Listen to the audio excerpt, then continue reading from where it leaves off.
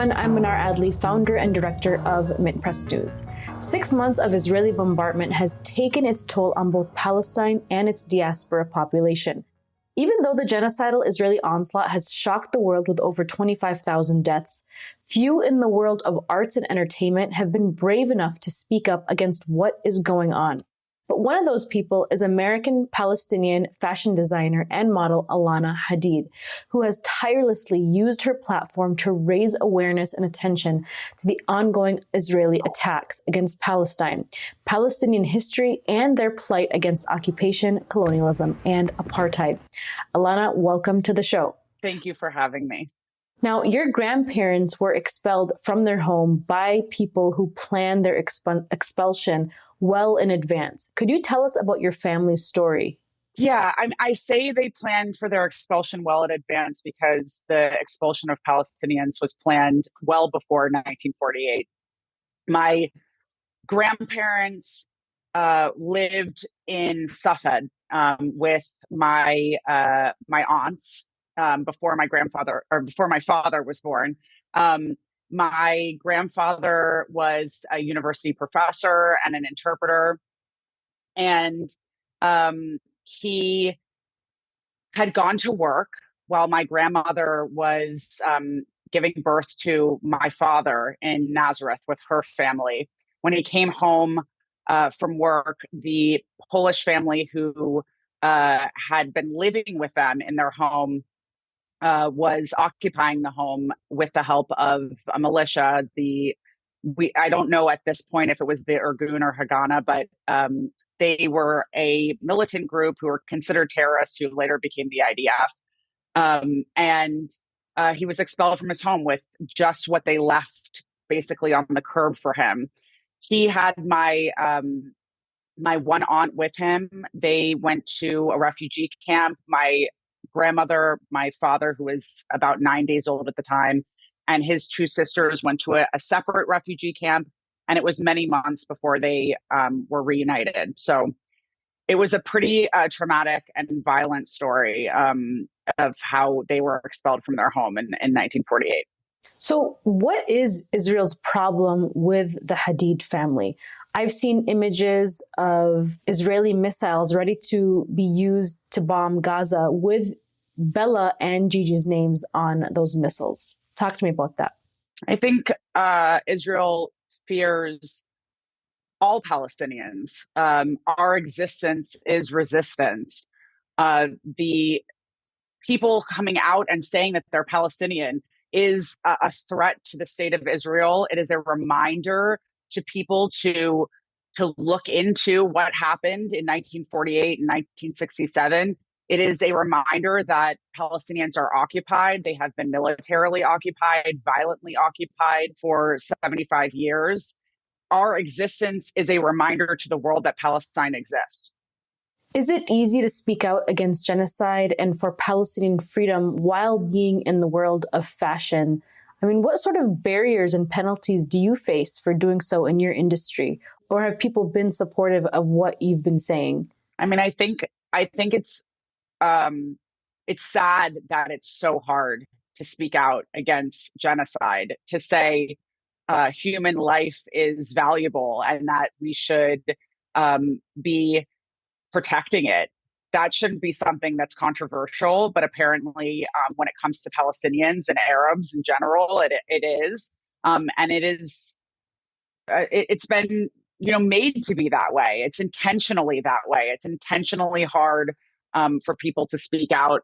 And, APAC, the ADL, J Street, they have done their job to try to make it very hard, especially in America, to do that. But myself, I've put myself in a situation where I work with brands and people who I know align with my values. And yes, I have, said goodbye to a lot of people who I considered friends or colleagues that I thought aligned with my values. And I realized through a genocide of my people did not.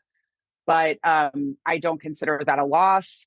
I consider myself incredibly blessed that I work for myself. I make my own decisions on who I work with. There are very many people who don't sit in the same position as I do and are on gag orders about the murder and targeted killing of Palestinians. That leads me to ask you the next question, which is, have people you know in the fashion or celebrity scene been in support of you in Palestine, but chose to stay silent? I think a lot of people do that. I truly can't blame everyone for being afraid, but at a certain point, enough is enough. We are going on 6 months of this atrocity happening, and I can't imagine, no matter where in the world this was happening, being silent. Especially with a lot of these people having large platforms and voices of expression and considering themselves artists and creatives. I feel like the human condition is what we create from, and to see the massive suffering of a people, but also the collective sorrow of the world, and not wanting to talk about that is a tragedy and a travesty. What is your reaction to the liberal feminist celebrities who claim to support women's rights, or even mental health celebrities like Jay Shetty, who support mental health, but don't mention or use their platforms to talk about the women and children of Palestine who've been subjected to rape by the IDF and incessant bombs? I think there's been a universal whitewashing and kind of one-way streeting of feminism, mental health, human rights, civil rights, all of these things.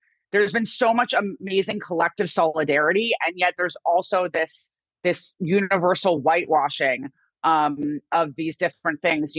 Speaking out about women's rights when talking about the debunked rapes of Israeli women, but not talking about what's happening to Palestinian women.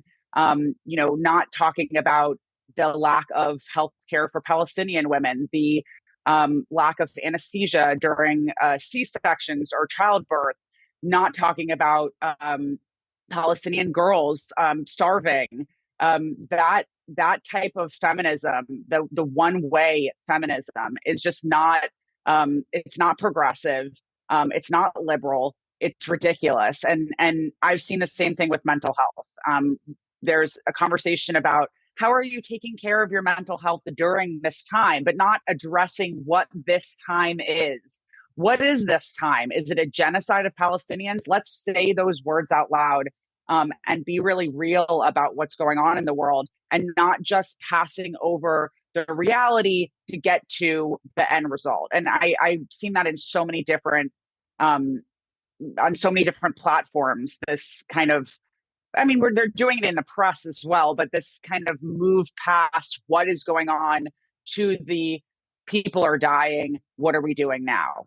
What is your reaction to Aaron Bushnell's extreme form of protest? It was very hard to see what Aaron Bushnell did. It was also, and I don't say this to say that I believe that everyone should be self-immolating. I think that it's such an extreme form of protest, but it was also the way in which he used his privilege with the knowledge that he was a United States airman and a white man living in America, to draw attention to what was happening in Palestine and imperialism and the empire and colonialism all in one action was awe-inspiring and also tragic and horrific. And I think he knew that at this point, when we're going on 6 months, that there's not a lot that, we are being desensitized and we are experiencing horrors every day, and we are being told that that is normal. And that's just what he was speaking to. And that is not normal. And if that's what you're going to say is normal, then self-immolation could be considered a normal form of protest to what the United States is and Israel and the UK and so many other countries are supporting. Again, I want to say I've seen so many instances of self-immolation throughout history. This one was specific and horrifying. I don't want people to follow in his footsteps, but at the same time, I want to give reverence for what he did and what a sacrifice it was for Palestine. And I just recently read what he wrote in his will, that he wanted his ashes scattered in Palestine if we would have him. And I think that's beautiful. And I'd like to say that when there is a free Palestine, I would definitely love to help scatter his ashes there. It's been interesting watching and hearing the media framing of Aaron's protest. What has your reaction been to the way the media has framed his extreme act of protest as a mental health issue? This is always what happens when a protest, no matter whether or not it's peaceful or violent or self-inflicted, there's always, if it doesn't fit within the narrative, there's always this conversation around mental health or terrorism. I think he knew that as a United States airman, with security clearance, he had gone through mental health screenings. You have to go through mental health screenings to receive the security clearances that he had. Also to enter the military and to continue in the military. So I think he was well aware of what he had gone under to prove that he was not mentally ill. And I think he was using that as a privilege to not allow these narrative shifts to happen. And there's not very many other jobs or professions that you could do that would be that well vetted in that regard. So we know he was a patriot. We know he was not a terrorist. We know that he cared very deeply for others, and we know that he was not mentally ill. And I think that that is one of the reasons why he knew he was one of the only people who would push away all of those narrative shifts. As a Palestinian-American, have you noticed any shift in American public opinion on Israel in Palestine? I think that people are opening their eyes and they're being educated. And it's thanks to so many brave people on the ground, Bassam, Motaz, Hind, all of these people who have put their lives on the line. And many of them, I think we're at 126 journalists in Gaza have been targeted and killed. They put their lives on the line. They put themselves in grave danger to show the world what was really happening on the ground, because Israel will not allow international journalists into Gaza to show the world the truth. So they had to do it themselves, and they've done such a beautiful and harrowing job of showing the world what's going on. And I do think that public opinion in America is shifting. I do think I think the numbers right now are above 60% of Americans support a ceasefire. It's really a testament to governments don't always represent their people. And right now, our government is not representing us at all. The numbers for people who want a ceasefire just keep climbing. People have an understanding of what a ceasefire means, that a ceasefire means no more firing for anyone. That the only time, if you care about the hostages, the only time that there has been hostage releases has been during that brief ceasefire. We need a ceasefire for so many different reasons. And I think the United States and Americans are not just worried about what the effect is on our ally. They're understanding that we are not on the right side of history here.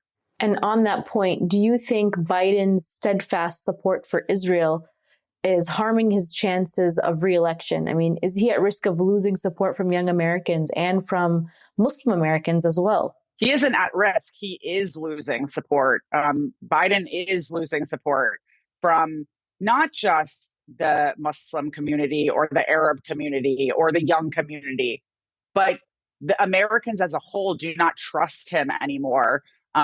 They do not think that he values human life. To continue to arm a genocide is to say to people, I care more about my alliance with Israel than I do about human life. And he is saying that. He's also said that that to have Trump as president again would be very detrimental to our democracy. And so, in doing this, in disregarding the will of his people, he is also putting the United States in peril of losing its ability to be a democracy, because he is not allowing people to support him or support the Democratic Party in opposition of Donald Trump. So I think that he, on multiple different levels, is losing this election and also losing his ability to govern this country.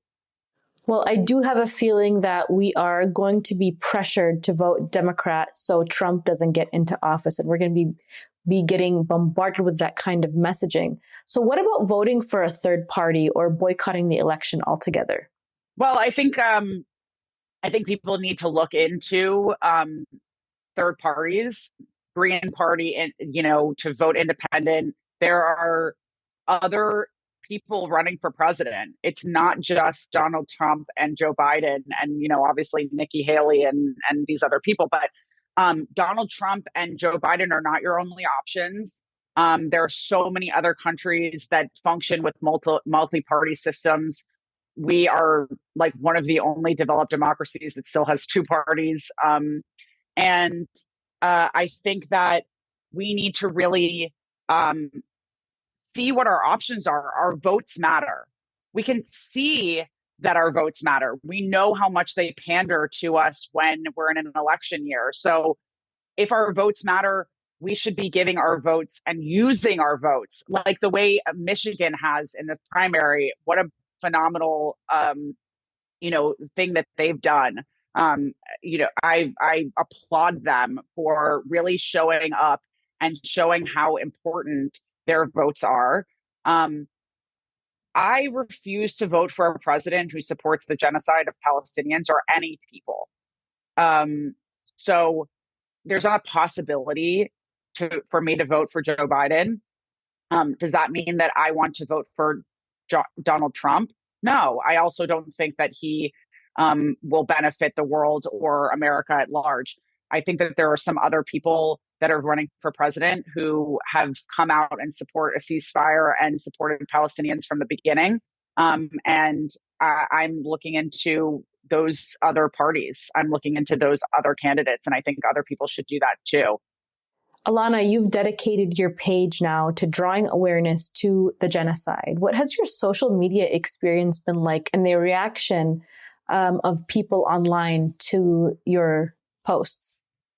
My social media experience has been very interesting. I think I've been shadow banned for about 3 years now, but the shadow ban is real and it's happening, and it's happening to me and so many other people who are supporting Palestine and who are calling out anything having to do with this genocide.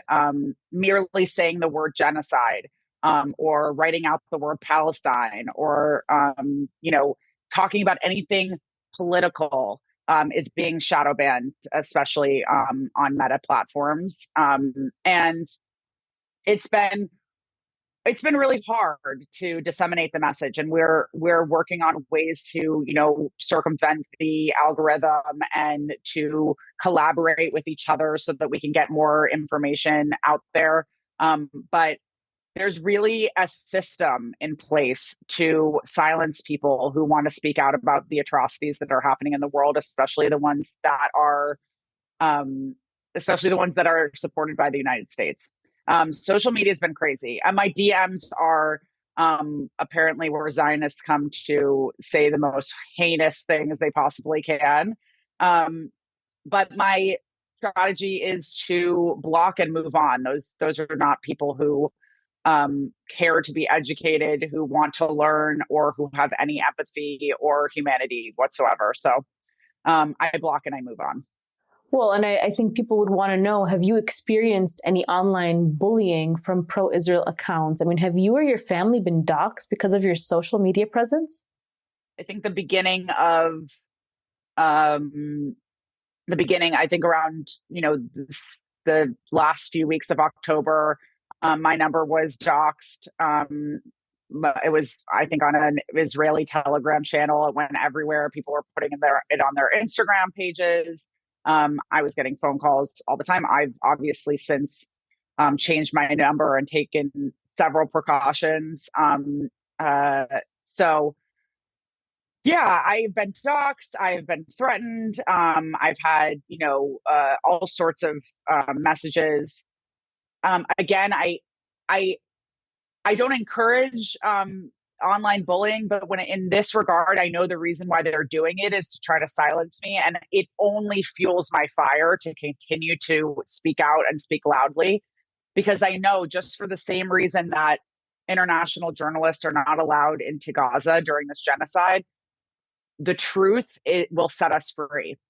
And to continue to speak about the realities and the truth on the ground is what they are most scared of. So I have said it many times. I consider all of this a badge of honor, a true badge of honor, that I am saying something that scares, the Zionist regime. My final question to you, Alana, is what do you think a just solution to all of this would look like? And can it happen without a sea of change in the outlook and actions of the U.S. government that keeps preventing a ceasefire from taking place?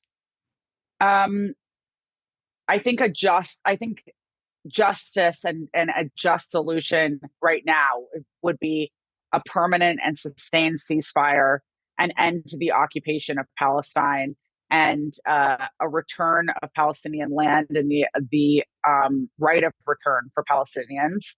I think that's justice. I think one of the reasons why the United States has supported Israel for so long is because it is really its only avenue or foothold in the Middle East, and it really has nothing to do with Israel as a country or what it represents.